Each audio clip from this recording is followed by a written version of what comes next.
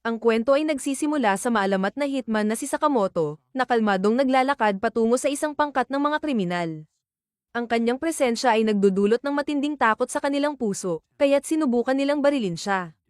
Gayunpaman, madali niyang nadedepensahan ng kanilang mga bala at mabilis na pinabagsak ang mga ito. Isang pangalawang grupo ng mga gangsters ang lumitaw, ngunit walang kahirap-hirap na iniwasan ni Sakamoto ang kanilang mga bala at pinatumba sila isa-isa. Maliwanag na siya ay isang kinatatakutang figura, iginagalang kahit ng ibang mga hitman na humahanga sa kanyang walang katulad na kasanayan. Isang araw, nakilala ni Sakamoto ang isang babaeng nagngangalang Aoi, at agad siyang naakit sa kanya. Dahil sa matinding damdamin, nagpasya siyang talikuran ng kanyang marahas na buhay upang bumuo ng isang pamilya kasama niya. Habang lumilipas ang panahon, siya ay tumaba at hindi na ang dating payat at matipunong mamamatay tao.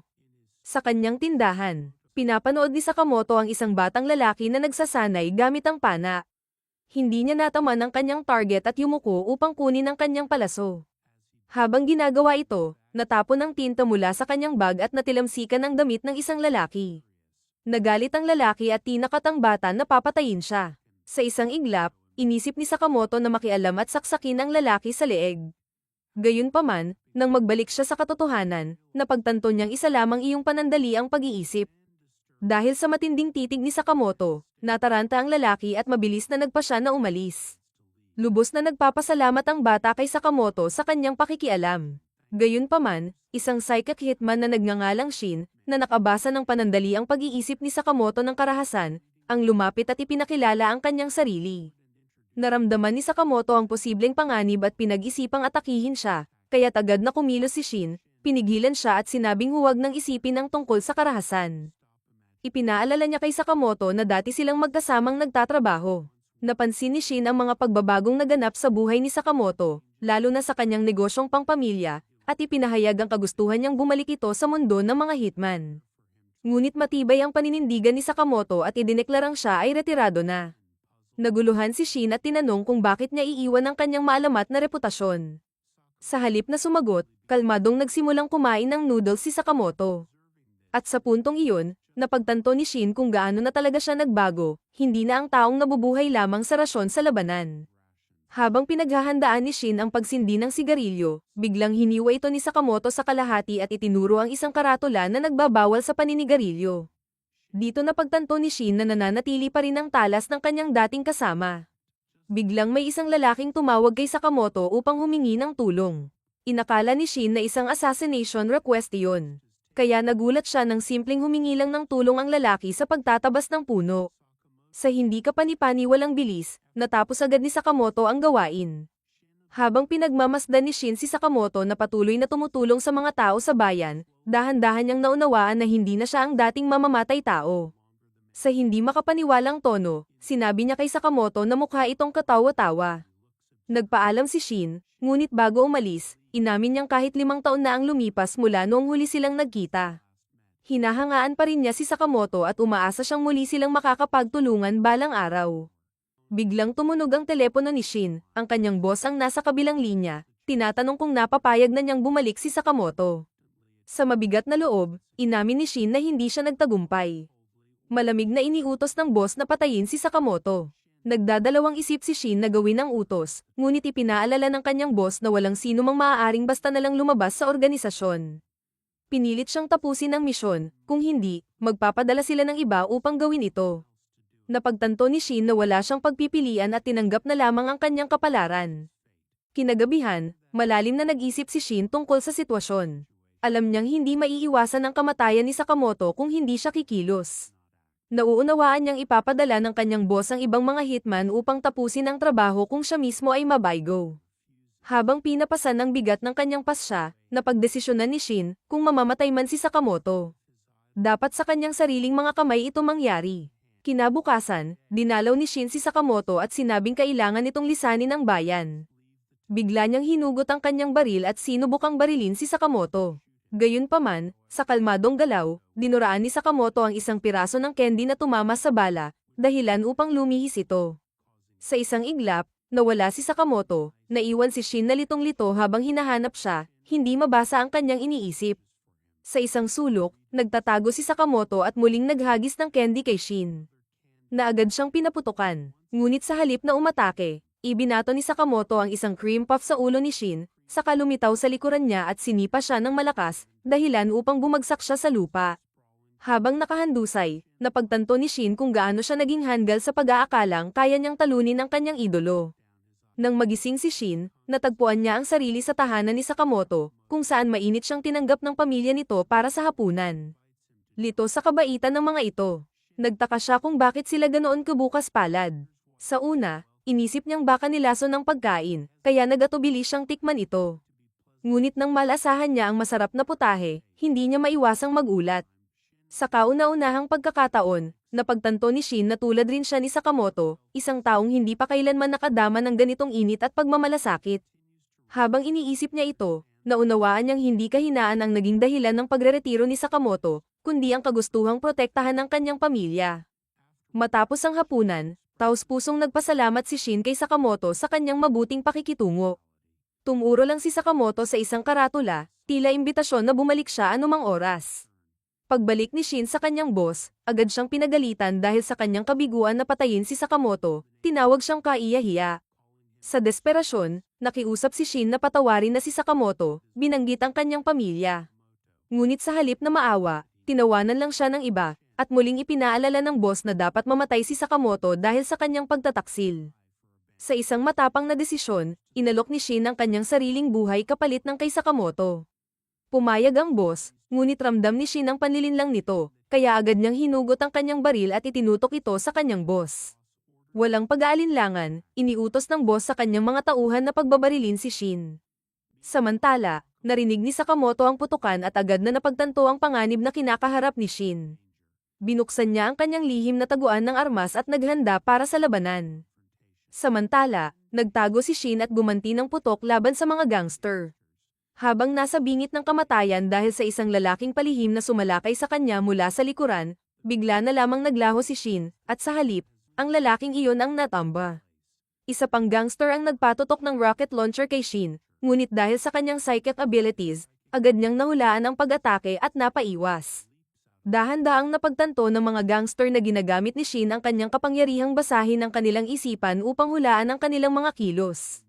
Alam ng boss na gumagana lang ang kakayahan ni Shin sa malapitang distansya, kaya inutusan niya ang kanyang mga tauhan na lumayo. Sa kabila ng kanyang pagsisikap na manatiling buhay, unti-unting nauubusan ng bala si Shin.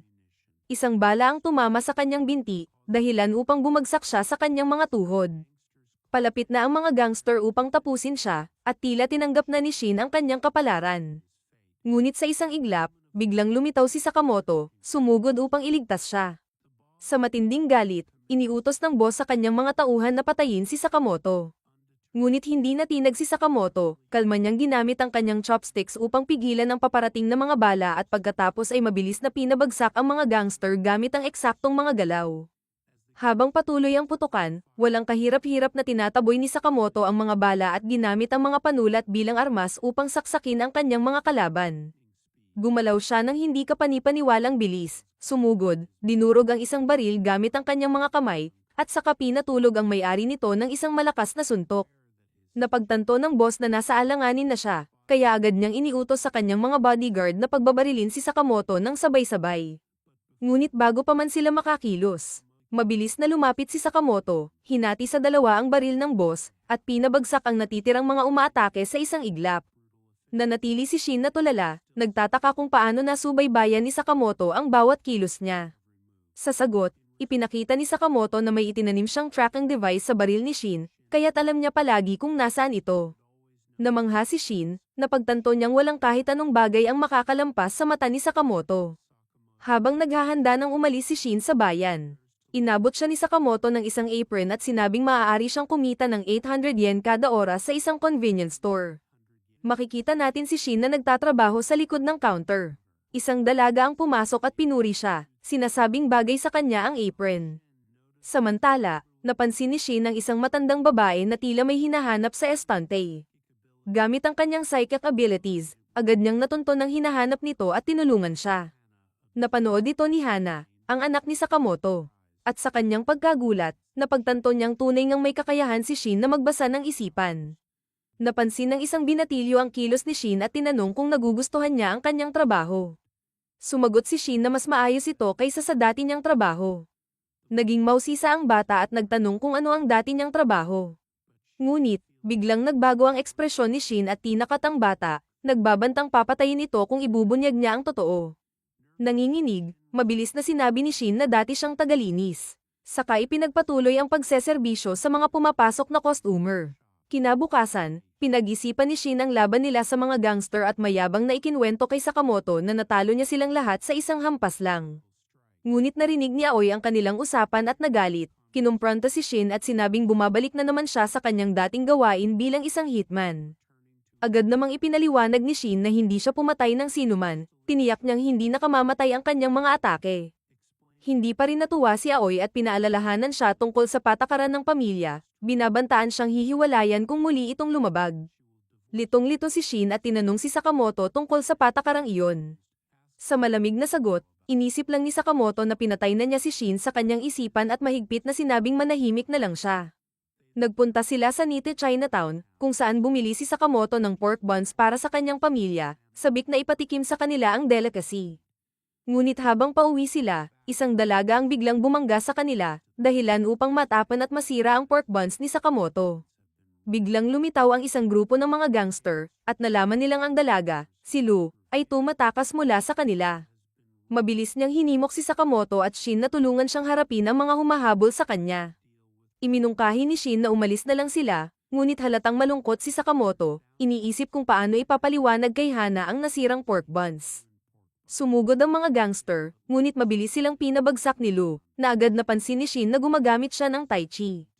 Napaligiran si Lu ng mga gangster, at kahit sinubukan niyang ipagtanggol ang sarili, isang lalaki ang nakahawak sa kanya at tinutukan siya ng kutsilyo. Bago pa man siya masaktan, sumingit si Sakamoto, madaling binasag ang kutsilyo at pinatumba ang umatake. Inatake rin ni Shin ang lalaking may hawak kay Lu, habang ang isa pang gangster ay bumunot ng baril. Mabilis siyang dinisarmahan ni Lu at pinabagsak ng walang kahirap-hirap. Biglang dumating ang isa pang grupo ng mga gangster at maling inakala na si Sakamoto at Shin ay kakampi ni Lu. Sinimulan nilang pagbabarilin ang grupo, kaya't mabilis na tumakbo sina Sakamoto at Shin upang makatakas, naiwan ang mga gangster na naguguluhan. Ang pinuno ng mga gangster ay bumalik sa kanilang boss at iniulat ang mga nangyari. Galit na galit, pinaalalahanan siya ng boss na nilipol nila ang buong L-clan para lamang mahanap si Lu. Bigla na lang, isang hitman na nagngangalang Bako ang pumatay sa pinuno at sinimulang paglaruan ang kanyang bangkay. Pinagalitan siya ng kanyang kapatid na si Sun, sinasabing hindi dapat makipaglaro sa mga patay. Inutusan ng boss sina Bako at Sun na hanapin si Lu at kunin ang susi na kanyang dala, na kailangan nila upang makontrol ang black market. Sabik sa karahasan, tinanong ni Bako kung maaari nilang patayin ang sino mang humadlang sa kanila. Walang pakialam ang boss at malamig na sinabing malaya silang gawin ang gusto nila. Samantala, nagtiwala si Lu kay Shin at Sakamoto, isiniwalat na siya ay anak ng isang makapangyarihang pamilya ng mafia. Ipinaliwanag niya na ang mga gangster ay naghahanap ng isang susi na magbibigay sa kanila ng akses sa lihim na kayamanan ng kanyang angkan. Iminungkahi ni Shin na itapon na lang niya ang susi upang hindi na siya guluhin ng mga gangster, ngunit tumanggi si Lu. Ipinahayag niya na ang kanyang mga magulang ay namatay habang ipinagtatanggol ang susi, at handa siyang ipaglaban ito kahit sariling buhay ang kapalit. Sa ayaw man niya, sinabi niyang gusto niyang harapin ito ng mag-isa at nagpaalam sa kanila. Tinanong ni Sakamoto kung marunong si Lu gumawa ng pork buns, na inamin naman niyang kaya niya. Sinabi ni Sakamoto na tutulong siya sa kanya, ngunit kapalit nito, kailangang gumawa siya ng pork buns para sa kanya. Bago pa makasagot si Lu, biglang sinipa siya ni Bako papalayo, at may pang-iinsultong sinabi si Sun na ayaw niya ang paraan ng pagpatay ni Bako. Naging mausisa si Shin at tinanong si Lu kung sino sila. Ipinaliwanag ni Lu na sila ay kambal na hitman na kilala sa sobrang taas ng kanilang bayad ngunit hindi kailanman nabibigo sa kanilang misyon. Dagdag pa niya, sila ay mga baliw na nasisiyahan sa pagpatay, at sa kanilang libreng oras, iginuguhit pa nila ang ulo ng kanilang mga biktima. Ipinagmalaki ni Bako ang kanilang reputasyon, ngunit hindi ito ikinatuwa ni Sun, sinasabing dapat nilang ikahiya ito, dahil ang mga hitman ay hindi dapat gumuhit ng atensyon sa kanilang mga sarili. Naiinis. Sinubukan ni Shin na suntukin si Sun, ngunit napigilan nito ang kanyang atake at tinukso siyang galit ba siya dahil sa pagkamatay ng kanyang kaibigan. Tinawag naman ni Shin na hanggal ang dalawa, sinasabing mga bag itong hitman lang ang hindi nakakaalam kung sino talaga si Sakamoto. Biglang lumitaw si Bako sa likod ni Lu, handang umatake, ngunit mabilis na sinuntok siya ni Sakamoto, dahilan upang lumipad ito at bumagsak ng malakas sa lupa, yumanig ang paligid. Nanlaki ang mata ni Sun sa taglay na lakas ni Sakamoto at mariing inutusan si Lu na ibigay ang susi. Matigas na tumanggi si Lu, nangakong ipagtatanggol ito hanggang sa kanyang huling hininga. Sa malamig na tono, sumagot si Sun na ganoon din ang sinabi ng kanyang mga magulang bago niya sila pinatay, na lalong nagpagalit kay Lu at agad siyang sumugod. Ngunit mabilis siyang hinailan ni Sakamoto, iniligtas siya sa panganib, habang sinermo na naman siya ni Shin sa kanyang pagiging padalos-dalos. Sinubukang atakihin ni Sun si Lu, ngunit madaling hinarang ni Sakamoto ang kanyang espada gamit ang kamay lamang. Lito si Lu at tinanong kung bakit siya handang ipagsapalaran ang kanyang buhay para sa kanya. Sa sagot, naalala ni Sakamoto ang isang masakit na alaala. Bumalik sa kanyang isipan ang araw na binigyan niya ng regalo si Aoi, ngunit napansin nito ang dugo sa kanyang damit, alam niyang may pinatay si Sakamoto upang mabili ang regalo.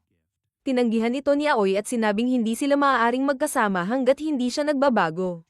Habang palayo si Aoi, nadulas siya at muntik nang mahulog sa bangin. Agad sumugod si Sakamoto upang iligtas siya, sabay silang bumagsak sa lupa. Sa himala, nabuhay si Aoi dahil sa malambot na snow na sumalaw sa kanila. Sinabi niya kay Sakamoto na kung namatay siya, siguradong mamimiss siya nito, at ipinaalala niyang bawat tao ay may nagmamahal sa kanila. Hinimok niya itong tumigil sa pagpatay at itoon na lang ang buhay niya sa pagliligtas ng iba. Bumalik tayo sa kasalukuyan, kung saan makikita si Shin na halatang naapektuhan matapos mabasa ang isip ni Sakamoto. Sa malamig ngunit matatag na tinig, sinabi ni Sakamoto na dapat nilang iwasan ang pagpatay. Biglang sumugod ang kambal na hitman upang atakihin siya, ngunit walang kahirap-hirap na hinarang ni Sakamoto ang bawat suntok at sipa nila. Napagtanto ni Bako at Sun na hindi nila kaya si Sakamoto nang magkahiwalay, kaya nagdesisyon silang pagsamahin ang kanilang puwersa at gamitin ang kanilang pinakamalakas na teknik. Sa kabila ng walang humpay na pagsalakay, patuloy na iniwasan at hinarang ni Sakamoto ang bawat atake. Na parang isang anino na hindi mahuli. Hindi makapaniwala ang kambal, dahil wala pang sino man ang nakaligtas sa kanilang pinakamalakas na atake. Hindi sila natinag at naghahanda silang gamitin ito muli, ngunit mabilis na pinatulog ni Sakamoto si Bako. Sumugod si Sun, ngunit winasak ni Sakamoto ang kanyang sandata sa isang galaw lamang. Nagulat si Sun nang makitang nasira ang kanyang di masisirang sandata, at napagtanto niyang wala siyang laban kay Sakamoto. Sa kanyang huling pagtatangka, inilipat ni Sun ang atensyon kay Lu, balak siyang atakehin. Gayunpaman, agad na sumingit si Shin at itinumba si Sun sa lupa. Sinundan ito ni Sakamoto sa pamamagitan ng pagbagsak ng isang refrigerator sa kanya. Gulat pa rin si Lu at tinanong sila kung sino ba talaga sila. Walang pakialam na sumagot si Sakamoto na nagtatrabaho lang sila sa isang convenience store, na siyang ikinatawa ni Lu. Samantala, ang boss ay balisa habang hinihintay ang susi, nagtataka kung bakit hindi pa bumabalik ang kambal. Biglang lumitaw si Sakamoto, at napagtanto ng boss na natalo na ang kambal. Galit na galit si Lu at nagbantang papatayin siya, kaya't nakiusap ang boss na huwag siyang patayin. Ngunit hindi nagatubili si Lu na ipaghiganti ang kanyang mga magulang at binugbog ang boss. Naniniwala si Shin na nararapat pang mas bugbugin ang boss at susugod na sana siya, ngunit muli siyang pinigilan ni Sakamoto gamit ang kanyang isipan, binabalaan siyang huwag nang makialam. Nang maramdaman ni Lu na sapat na ang kanyang ginawa, inalala niya ang sinabi ng kanyang ama na hindi niya kailangang pumatay. Ginamit nila ang susi upang buksan ang vault at tumambad sa kanila ang kayamanan sa loob nito. Gayunpaman, napansin ni Shin na may kakaiba sa mga laman nito. Nang basahin niya ang isang notebook, nalaman niyang ang vault ay naglalaman ng mga pinakamahalagang gamit ng pinuno ng kanilang angkan. Naging mausisa si Lu kung ano ang iniwan ng kanyang ama, at natagpuan niya ang isang bote ng alak na may kasamang sulat na nagsasabing dapat niya itong inumin kapag siya'y nasa tamang edad na. Napagpasyahan niyang ibahagi ito sa grupo. Ipinakita ni Sakamoto ang nasirang pork bun, ngunit nang matikman ito ni Lu, sinabi niyang masarap pa rin ito. Kinabukasan, pagdating ni Lu sa tindahan, sinermonan siya ni Shin dahil sa pagiging huli. Habang inaayos niya ang mga paninda, napansin niyang may bote ng panlinis sa loob ng refrigerator. Litong-lito, tinanong niya si Lu kung bakit ito naroon. Walang pakialam na sagot ni Lu na hindi mahalaga kung saan nakalagay ang mga bagay, dahil makikita naman ito ng mga mamimili. Inisip ni Shin na hindi pa kailanman nagtrabaho si Lu. Ngunit sa gulat niya, Ibinunyag nitong minsan na siyang tumulong sa kanyang ama sa paglilibing ng mga biktima nito. Nabahala si Shin at sinabing dapat na siyang tanggalin sa trabaho dahil sinisira niya ang tahimik na kapaligiran. Gayunpaman, pinigilan siya ni Sakamoto at sinabing huwag siyang maging malupit kay Lu. Maya-maya, nagsimula ng magbigay ng mga utos si Sakamoto, at napansin ni Shin at Lu na hindi ito ang kanyang karaniwang ugali. Maya-maya, dumating ang totoong Sakamoto.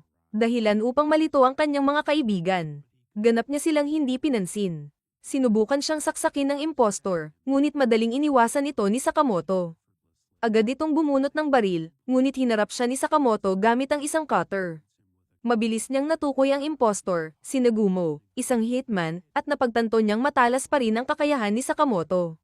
Naguguluhan pa rin si Shin kung bakit hindi niya mabasa ang isip ni Nagumo, ngunit tinawanan lang siya ng huli, inamin niyang nilinlang niya sila. Pinipigilan nila si Nagumo at tinanong kung sino siya. Ibinunyag ni Sakamoto na si Nagumo ay 18 taong gulang lamang, ngunit nilinaw niyang dati na silang magkasama sa trabaho, kaya alam niyang 27 na talaga ito. Sinimulang bugbugin ni Shin at ng kanyang mga kasama si Nagumo dahil sa kanyang kasinungalingan, ngunit isiniwalat ni Nagumo na may patong sa ulo ni Sakamoto na nagkakahalaga ng 1 bilyong yen.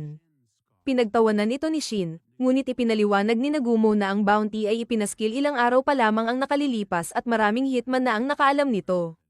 Biglang dumating ang isang lalaki na may dalang pizza at iniabot ito kay Sakamoto.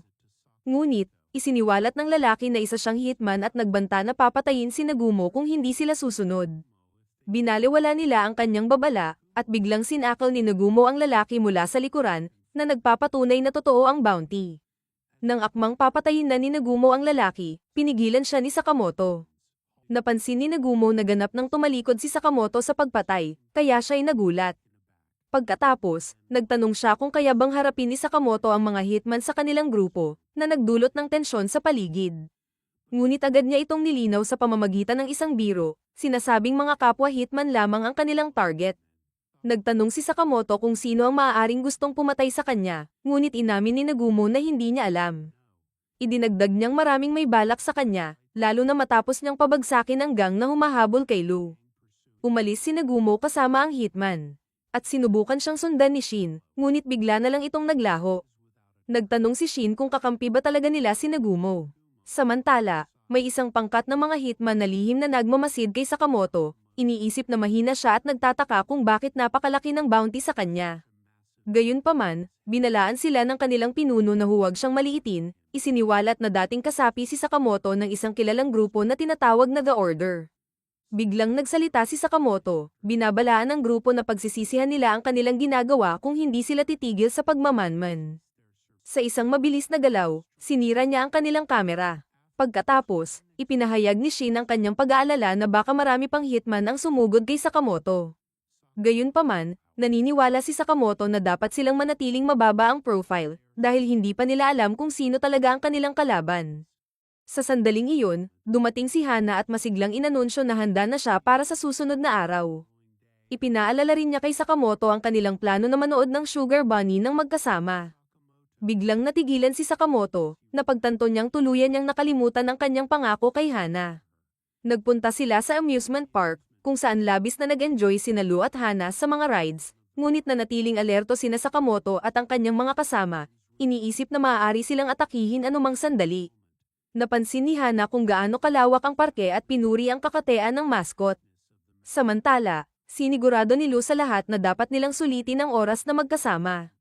Ngunit sa kabila ng kanyang pagiging positibo, hirap pa ring mag-relax sina Sakamoto at Shin. Sinabi ni Shin kay Lu na kailangan nilang protektahan si Sakamoto upang makasama nito ng maayos ang kanyang pamilya. Ngunit nagtanong si Lu kung paano nila matutunton ng hitman sa isang napakalaking lugar na puno ng tao. Ipinaliwanag ni Shin na kaya niyang basahin ang isip ng mga tao, ngunit kailangan niya ng matinding konsentrasyon para magawa ito. Sinabi niya kay Sakamoto na may paparating na hitman. At nakita natin itong nagpapanggap bilang isang janitor. Inaliw ni Lu si Hana upang hindi ito makahalata, habang si Sakamoto naman ay lumapit sa hitman. Bago pa man makapagsimula ng pag-atake ang hitman, mas nauna si Sakamoto, ginamit niya ang isang ballpen upang saksakin ito. Agad nilang itinago ang katawan ng lalaki at dinala ito sa isang kagubatan malapit sa parke. Napansin ni Shin na sinadya ni Sakamoto na iwasan ang mahahalagang bahagi ng katawan ng hitman. Labis siyang humanga sa kakayahan ni Sakamoto. Alam niyang napakahirap gawin ng ganoong klaseng pag-atake. Samantala, may isa pang hitman na nagngangalang Tatsu na nagmamasid mula sa malayo. Alam niyang may kakayahan si Shin na magbasa ng isip. Inisip niya kung paano makakalapit kay Sakamoto nang hindi siya natutuklasan. Napagtanto niya ang isang epektibong estratehiya, kung sadye niyang wala siyang iniisip, hindi siya mababasa ni Shin.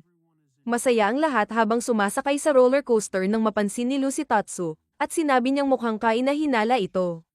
Ipinagbigay alam ni Shin sa kanya na wala itong iniisip, ngunit bigla siyang nadiskubre sa mga iniisip ni Tatsu na nag-aalala siyang mabuko ang kanyang takip, na nagpapakita ng kanyang pagkakakilanlan bilang isang hitman. Sinabi ni Shin kay Sakamoto na may problema sila, at habang bumibilis ang takbo ng roller coaster, sinubukang barilin ni Tatsu si Shin. Ngunit ginamit ni Sakamoto ang kanyang salaming hindi tinatablan ng bala upang itaboy ang tama. Inilabas ni Shin ang kanyang safety bar. At habang papalapit ang roller coaster sa isang loop, tumalon siya. Ipinasa ni Shin kay Tatsu ang kanyang armas, tinanggal ang mga pag-aalalay nito, at dinala siya sa pagsakay. Ngunit pinagsisipa siya ni Tatsu, at halos hindi siya nakaligtas sa pagkahulog. Naghahanda si Shin para harapin si Tatsu ngunit agad niyang napansin na hindi niya mabasa ang isipan nito. Napansin niyang malapit na siyang mabangga ng roller coaster, kaya tumalon siya upang makaiwas. Ngunit handa si Tatsu at naghagis ng mga kutsilyo sa kanya. Sinubukan ni Shin na umiwas, ngunit tinamaang siya sa binti. Naramdaman niyang parang may hindi magandang nangyayari, at napagtanto niyang siya ay na-poison. Sinabi ni Tatsu nang may kasamang banta na malapit na siyang mamatay. Sa kabila ng lason na dumadaloy sa kanyang mga ugat, hindi sumuko si Shin. Binanggit ni Tatsu na ang mga mata ni Shin ay nagpapakita ng parehong takot na naroroon kay Sakamoto, na ayon sa kanya ay isang kahinaan. Sinabi niya kay Shin na kung hindi siya natatakot sa kamatayan, madali niyang naiiwasan ang mga kutsilyo. Sinabi ni Shin na natatakot si Sakamoto sa kamatayan dahil nais niyang protektahan ang kanyang pamilya.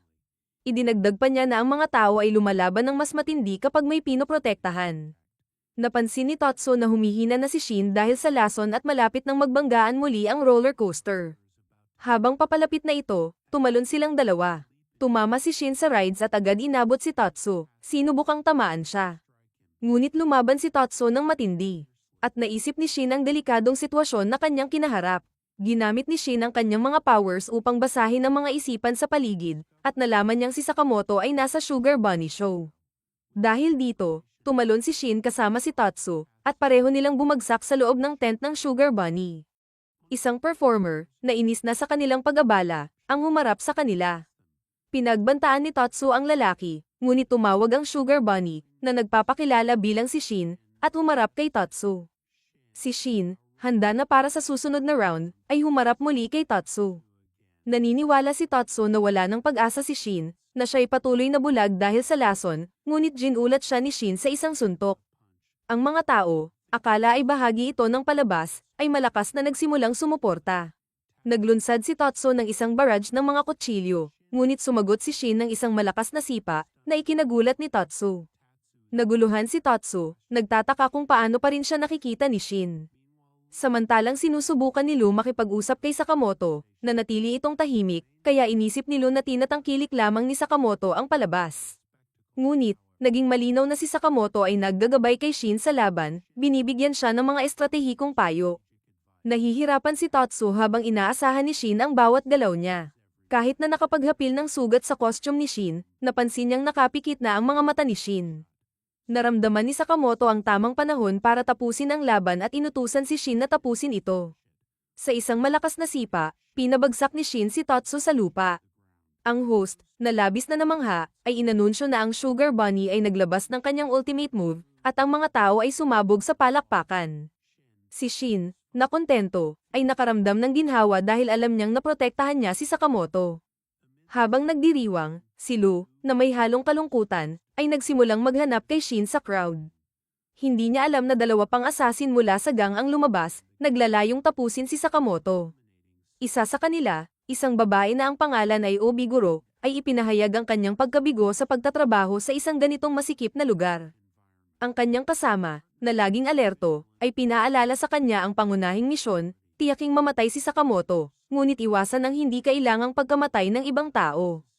Binalaan siya na mag-focus at huwag mawalan ng konsentrasyon, at tanging ang kanilang layunin lang ang targetin. Samantala, inapply ni Lu ang antidote sa mga mata ni Shin, maingat na pinapalakas ang mga lason na nagpapahirap sa kanya. Si Shin ay kumurap dahil sa sakit habang unti-unting umuobra ang lunas. Binanggit ni Lu, na may kaluwagan, na swerte nilang mayroon silang antidote upang kontrahin ang lason. Ang assassin, na may mapang mataas na ekspresyon, ay nagbiro na palagi siyang may dala ng mga ganitong lunas. Itinuturing itong isang natural na pag-iingat. Si Sakamoto, na nagsisimulang mawalan ng pasensya, ay diretsong nagtanong tungkol sa pagkakakilanlan ng taong nagpadala sa kanya upang patayin siya. Nag-atubili ang assassin, at nagtanong kung pababayaan siya ni Sakamoto kung ibubunyag niya ang katotohanan. Bago siya makapagsalita pa, humarap si Lu, ang tinig ay matalim nang magtanong kung ang mga kutsilyo na ginamit niya ay may lason. Ang assassin, na nahuli sa kanyang tanong, ay umamin na oo. May lason ang mga ito. Nang walang kalugit-lugit, mabilis na inihatid ni Lu ang isang kutsilyo sa tagiliran ng assassin at pinabagsak ang bote ng antidote sa sahig, banta na papayagan itong mabuhos maliban kung susundin siya. Si Shin, na patuloy pa ring nagpapagaling, ay mahina pa ring nagpaalala kay Lu na hindi pa siya ganap na gumaling. Sa ilalim ng lumalalang presyon, nag-aatubili na umamin ng assassin na siya ay inarkila ng isang kadudadadang kumpanya na tinatawag na Dongani. Ipinaliwanag niya na madalas magpadala ang Dongani ng mga assassin sa mga solo na misyon. Na pinapalabas silang mag-isa at magtaguyod sa kanilang sarili. Habang tumatawa ng may pagkasinikal, idinagdag niya na, sa kanyang linya ng trabaho, ang lahat pagkatapos ng kamatayan ay kasing tindi ng lason. Inakusahan ni Shin ang assassin sa kanyang mga naunang pang-aasar, ipinakita na kung hindi dahil sa mga banta ni Lu, mananatiling tahimik ang assassin. Nag-aatubili na inamin ng assassin na nagsalita lang siya upang manatili sa buhay, ipinapakita na wala siyang loyalty sa Dongani at wala siyang tunay na pagkakaisa sa organisasyon. Na-interes ni Shin, at tinanong kung ang assassin ay nakarehistro sa GIA. Kumpirmado ito ng assassin. Naguluhan si Lu, kaya nagtanong kay Shin kung ano ang GIA. Bilang sagot, ipinakita ni Shin ang isang ID card at ipinaliwanag na ito ay isang global na organisasyon na namamahala sa mga profesional na assassin. Idinagdag pa niya na pareho sila ni Sakamoto ay naging miyembro nito noon. Sinuri ni Lu ang card at tinanong kung parang driver's license. Sumimangot si Shin at sagot, na ang pagkuha ng GIA license ay mas mahirap kaysa sa pagkuha ng karaniwang lisensya ng pagmamaneho. Pagkatapos, inilipat ng assassin ang pansin kay Sakamoto, at tinanong kung totoo ba ang mga rumor na siya ay isang alamat sa organisasyon. Ngunit nanatiling tahimik si Sakamoto. Dumating sa puntong iyon ang asawa at anak ni Sakamoto. Napansin ng kanyang asawa ang assassin na nakatali at nakagapos, at nagtanong kung bakit nila ito tinali.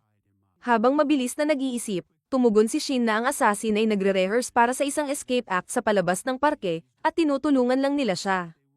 Ang anak ni Sakamoto, na puno ng saya, ay nagsabi na handa na ang tanghalian at inimbitahan ng lahat na sumama sa kanya. Pumunta sila sa tanghalian, iniwan ng assassin sa likuran.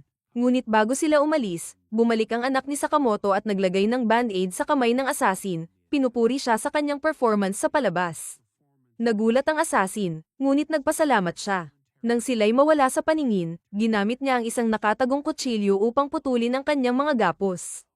At binulong sa sarili na susubukan niyang muli balang araw. Si Shin, na nararamdaman pa rin ang epekto ng antidote, ay inamin na nakakaranas siya ng side effects at hindi na kayang basahin ang isipan ng iba sa buong araw.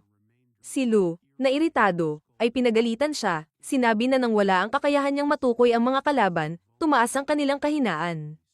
Idinagdag niya na hindi pa kailanman naging mataas ang presyon. Humingi ng paumanhin si Shin kay Sakamoto, at inamin na hindi niya matatapos ang araw na may parehong epektibong bilis na inaasahan niya. Bumalik ang asawa at anak ni Sakamoto, at tinanong ng asawa kung bakit sila lahat ay kumikilos ng kakaiba. Naramdaman niyang may kakaibang nangyayari, at tinanong kung may itinatago ba sila sa kanya. Nagtigilan ang tatlo, naramdaman ng kaba sa ilalim ng matinding pagtingin ng kanyang asawa. Habang nahihirapan sa sagot, ang eksena ay lumipat kay Batso, ang assassin, na naghuhugas ng kanyang kamay sa banyo. Bigla, lumitaw ang isa pang assassin na si Boyd, at cryptically na nagsabi na naroroon siya upang ayusin ang anumang problema na nararanasan ng kanyang kasama. Si Agbor, isang ibang asesino, ay sumama sa kanila at agad na umatake kay Batso, itinulak siya sa lupa. Sa isang matigas na tono, tinanong niya kung saan akala ni Batso siya pupunta. Nakiusap si Batso na huminto siya, sinasabing pinipigilan siya nito. Hindi pinansin ni Obiguro ang kanyang pakiusap at patuloy na pinagsabihan siya, ngunit si Boyd, na iritado, ay sumagot, sinabihan siya na umupo ng maayos, at binanggit na bilang isang babae, hindi siya dapat magpakabastos sa pag-upo. Kitang-kita ang inis ni Obiguro, kaya't inayos niya ang kanyang posisyon ngunit nanatiling seryoso. Habang nasa lupa pa rin si Batso, tinanong niya ang dalawa kung ano ang ginagawa nila doon. Sumagot si Boyd na naparito sila para tapusin ang trabaho na hindi natapos ni Batso. Dagdag ni Obiguro na kung hindi aaksyonan ni Batso ang kanyang mga responsibilidad, hindi magdadalawang isip ang organisasyon na alisin siya sa anumang paraan. Binanggit din niya ang kanyang kasab-ikan na makatagpo si Sakamoto at kung gaano niya ito inaasahan. Si Boyd naman ay nagsiwalat na tiyak na makikilala siya ni Sakamoto dahil sa peklat sa kanyang mukha. Tanong ni Obiguro, na interesado, kung ang peklat ba ay dulot ng engkwentro nila ni Sakamoto. Itinanggi ito ni Boyd, at nahihiyang inamin na nadapa siya ilang araw na ang nakalipas na nagdulot ng peklat. Nagsimula ng mag-away ang dalawang asesino, na nag-iwan kay Batso na tulala. Iniisip ni Batso na ang dalawang ito ay talagang wala sa tamang pag-iisip, kahit na hindi niya may kakaila ang kanilang kakayahang pumatay. Naalala niya kung paano nila napatumba ang 100 kalalakihan ng mag-isa. Ang eksena ay lumipat kay Shin, na nagpapatibay kay asawa ni Sakamoto na wala nang dapat ipag-alala. Tinanong siya kung kulang ba ang pagkain, ngunit mabilis na itinanggi ni Shin at tiniyak na ito ay napakaganda. Tinanong ng anak ni Sakamoto kung hindi nila ba nagustuhan ang parke. Tiniyak ni Lo na sabay silang excited na tumuloy sa susunod na ride. Nagpatuloy ang grupo, at nanatiling alerto si Shin at Lo upang tiyakin ang kaligtasan ng pamilya. Sa tindahan ng popcorn, ipinaalam ni Shin kay Sakamoto na walang asesino sa paligid at mukhang kontrolado ang sitwasyon. Ngunit si Sakamoto, na may isang mabigat na pahayag, ay nagkomento na ang ganitong tahimik na mga lugar ay hindi angkop para sa mga mamamatay tao, na nagpapakita ng kanyang kabang nag-aalangan. Pagdating nila sa susunod na ride, natuklasan nilang isang haunted house ang atraksyon. Namutla si Shin at bamulong na ito ang tamang lugar para sa isang ambush. Nagpatuloy silang pumasok ng maingat. Samantala, pinapanood ni Boyd at Obiguro ang grupo sa pamamagitan ng mga surveillance camera sa haunted house. Si Boyd ay ngumiti ng masama at tinanong si Obiguro kung handa na ba siyang makita ang isang madugong palabas. Sa loob ng haunted house, nakatagpo ang grupo ng mga artipisyal na multo at engkanto na nilikha upang takutin ang mga bisita. Binanggit ni Shin kay Sakamoto na mukhang masaya ang kanyang asawa at anak, na sinagot naman ni Sakamoto at pinayuhan siyang maging alerto. Hindi nagtagal, isang asesino ang sumubok na umatake kay Shin mula sa likod pero nabigo. Agad na inilipat ng asesino ang atake kay Sakamoto, ngunit tinugon ito ni Sakamoto ng mabilis at tumpak na mga suntok, na nagresulta sa pagpaparalisa ng attacker. Sa buong engkwentro, ipinagpatuloy ni Sakamoto ang pagpapanggap na natatakot siya sa mga halimaw ng haunted house upang hindi malaman ng kanyang asawa at anak ang nakatagilid na panganib. Napansin ni Shin kung gaano kahanga-hanga ang kakayahan ni Sakamoto sa paglaban habang nagpapanggap ng takot. Ibinigay ni Sakamoto ang identification card ng asesino kay Shin, na tiningnan ito ng mabuti at nadiskubre na ang attacker ay isang bagong rehistradong first-class assassin. Nilate ni Shin ang attacker, na nagsabing kung ganito ang caliber ng mga asesino na ipinapadala nila, wala silang dapat ipag-alala. Patuloy na alerto si Sakamoto at pinaalalahanan si Shin na manatiling handa. Sa kabilang banda, ipinahayag ni Obiguro ang paghanga sa kakayahan ni Sakamoto, na humanga sa kanyang liksi sa kabila ng kanyang laki. Inamin niyang sabik siyang harapin siya mismo. Lumapit siya kay Boyd at pinagalitan siya, sinabihan siyang tumahimik at itigil ang kanyang ugali na mag-ehersisyo kapag stressed. Sumagot si Boyd, sinasabing hindi siya stressed kundi sabik na ipakita ang kanyang kakayahan kay Sakamoto. Pinatibay ni Obiguro ang kanyang sinabi at tinawanan siya, sinabing iiwan niya si Sakamoto sa kanya kapag dumating ang tamang pagkakataon at tinawag silang magkaibigan ng pabiro. Ang pahayag na ito ay ikinagalit ni Boyd. Kaya't binasag niya ang isang bote ng galit bago uminom. Sumigaw siya na hindi sila naging magkaibigan at hindi na sila magiging magkaibigan. Ang kanyang galit ay nagbalik ng mga alaala ng kanilang unang pagkikita ni Sakamoto. Si Boyd, na nakatayo sa banyo, ay nagmuni-muni tungkol sa isang nakaraan nila ni Sakamoto. Naalala niyang kaibigan siya ng isa sa mga trainee na tinalo ni Sakamoto sa kanilang training. Habang pinapanood si Sakamoto na gumaganap ng kanyang gun ballet, humanga si Boyd sa kanyang katumpakan at kontrol. Tinawag pa siyang kahanga-hanga. Naalala niya ang mga oras na magkasama sila, kabilang na ang isang araw ng mga puso kung saan sinabi niya kay Sakamoto na ang mga asesino ay hindi para magmahal dahil malamig ang kanilang puso. Bigla, isang batang babae ang lumapit kay Sakamoto at nagbigay ng Valentine's gift, nagtanong kung magiging date siya ni Sakamoto sa buong araw. Napanganga si Boyd nang buksan ni Sakamoto ang kanyang locker, at dumagsa ang mga regalo mula sa mga tagahanga ni Sakamoto. Pumasok ang isa pang asesino at tinanong si Sakamoto kung sino si Boyd. Sumagot si Sakamoto nang walang kasiguraduhan na hindi niya kilala si Boyd, na labis na ikinagalit ni Boyd. Dahil sa kahihiyan, lumabas si Boyd na galit na galit. Nang ikwento ito kay Obiguro, inamin ni Boyd na hindi malamig ang puso ni Sakamoto, kabaligtaran sa kanya. Tinatanong ni Obiguro kung ito ba ang ugat ng kanilang alitan at sinuggest na may pagkakataon si Boyd na tapusin ito. Ngunit, itinakwil siya ni Boyd, sumigaw na wala na siyang pakialam.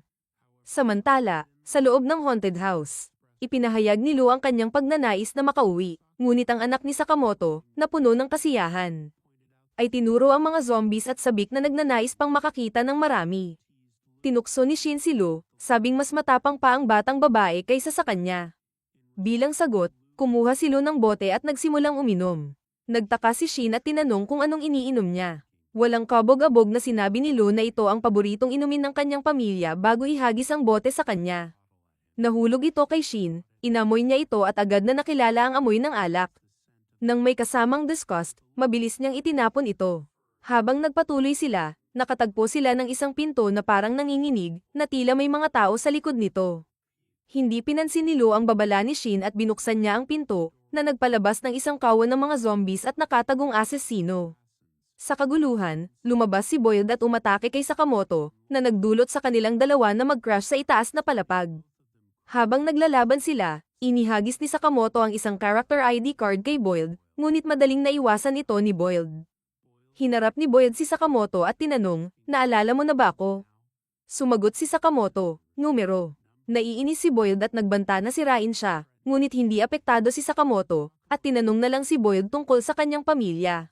Si Boyd, na may sarcasm sa tono, ay sumagot, "Pumunta ka na lang at alamin.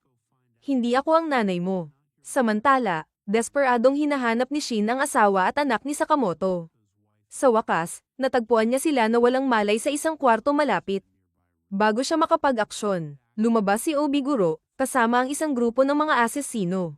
May ngisi sa mukha, tinukso niya si Shin, tinawag siyang susi sa misyon. Bago makapagsalita si Shin, dumating si Lu at ibinagsak ang isang malakas na suntok sa mukha ni Obiguro, na nagpadala kay Obiguro pal iPad at nagdulot sa kanya na magdugo. Tumayo si Lu, idineklara na ipapakita niya ang lakas na ipinamana sa kanya ng kanyang pamilya. Bumalik kay Sakamoto at Boyd, ulitin ni Boyd ang kanyang tanong, tinanong kung naaalala na siya ni Sakamoto. Muli ay sumagot si Sakamoto na hindi, at tinanong si Boyd tungkol sa kanyang pamilya. Naiinis, sumagot si Boyd, "Pumunta ka na lang at alamin. Hindi ako ang nanay mo." Inatake ni Sakamoto si Boyd, ngunit tumugon si Boyd sa pamamagitan ng paghagis ng maliit na bomba sa kanya. Ang pagsabog ay hindi gaanong nakaapekto kay Sakamoto, na mabilis na gumanti ng isang malakas na palo. Ngunit, maingat na iniiwasan ni Boyd ito at nagpakawala ng serye ng mga kulay na pellet, na sumabog sa paligid ni Sakamoto at nagdulot ng kaguluhan sa kwarto. Sa gitna ng kalituhan, nakatama si Boyd ng isang suntok kay Sakamoto, na nagpagalaw sa buong gusali. Samantala, inihayag ni Obiguro sa kanyang grupo, nagsimula na ang party. Iniiwasan ng isang suntok mula kay Lu, hinawakan ni Obiguro ang pulso ni Lu. At inamin ang lakas nito, ngunit ipinagmayabang na siya ang superior na mandirigma. Pagkatapos, hinawakan ni Obiguro si Lu sa ulo at mabilis siyang inalag hanggang sa mawalan ng malay si Lu at matamba sa sahig. Pagtingin kay Shin, tinukso siya ni Obiguro, sabing oras na niya upang ipakita ang kanyang lakas. Dalawang asesino ang nagbigkis kay Shin sa isang metal frame habang ang isa sa kanila ay nagbabantang may hawak na chainsaw. Tinukso ni Obiguro si Shin, nagsabing naniniwala siyang ang lakas ni Shin ay lumalabas lamang kapag siya ay tinutukso. Sinabi niya kay Lu na bawat 10 segundo ay tatamaan siya, at kung hindi siya tatanggi, susunod na niyang putulin si Shin gamit ang chainsaw. Si Lu, na napuno ng emosyon, ay nagsimulang mag-sorry kay Shin, inamin na wala siyang magawa para matulungan siya. Si Shin, na sinusubukang magpatawa, ay tumingin sa kanya at bumulong na malinaw na lasing na siya mula sa lahat ng alak na ininom niya kanina. Samantala, Hinarap ni Boyd si Sakamoto, at pinaalala ang kanyang pagreretiro 5 taon na ang nakakaraan. Inangkin niyang ang hindi pagkilos ni Sakamoto laban sa kanyang mga atake ay dulot ng lumalaking agwat ng kanilang mga kakayahan. Ipinahayag ni Boyd ang kanyang pagkadismaya, sinasabing nakakalungkot makita ang isang taong dati niyang iginagalang ngayon ay nauurong sa ganitong kalagayan. Muling naglunsad ng suntok si Sakamoto, ngunit mabilis na iniiwasan ni Boyd at nagpakawala ng isang explosive pellet na nagpadapa kay Sakamoto. Tinukso siya ni Boyd, ipinagmamayabang ang kanyang perpektong explosive pellets at rocket punches, mga imbensyon na pino siya sa mga nakaraang taon. Naalala niya nang may pagnanasa ang mga unang araw nang ipinakilala niya ang mga imbensyon na ito sa kanilang grupo. Pinapalakas ng galit, nagpakawala si Boyd ng isang sunod-sunod na mga atake, inakusahan si Sakamoto ng pagiging isang anino na lamang ng dati niyang sarili. Ang kanyang frustrasyon ay umabot sa rurok nang magbigay siya ng isang matinding sipa na nagpadala kay Sakamoto pal-iPad sa buong kwarto. Habang si Sakamoto ay tumama sa pader, nag-apoy si Boyd ng isang sigarilyo at sinungitan si Sakamoto.